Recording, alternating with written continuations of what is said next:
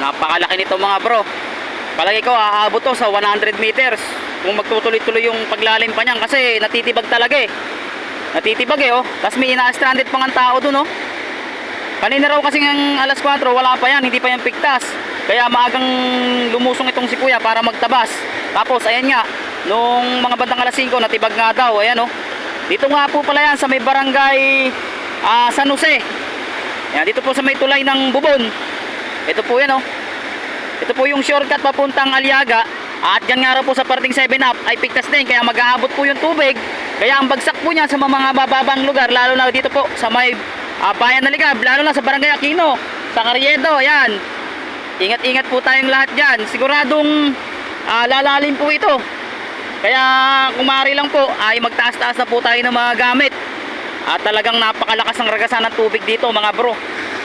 Maririnig nyo naman oh.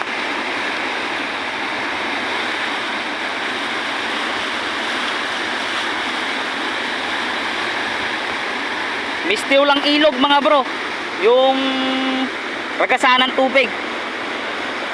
Talagang ayan oh, yung kasing kabila na yung ilog na po yan, ilog. Tapos napigtas, so dito talaga rumagasa yung tubig. Kaya lumalim to dahil pigtas din daw sa may parting 7-up mga bro. Kaya talaga namang napakalakas ng pagkapigtas na to oh.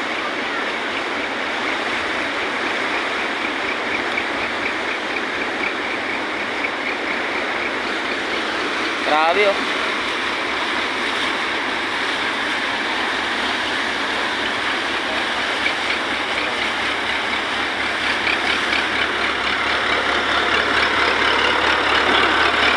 At traktora na nga yung ano, tatawid sila, traktora na nga yung gamit nila.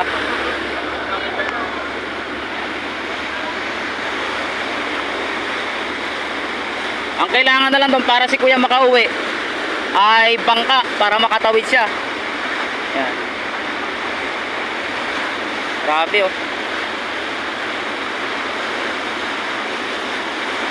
Hindi biro itong pigtas na to mga bro. Talagang malaking malaking baha yung dala nito.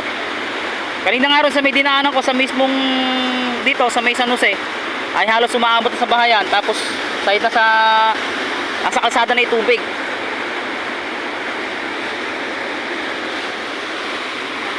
Grabe oh. Ayan, mistulang dagat na sa parte na yan. Napakalawang na ng sakop.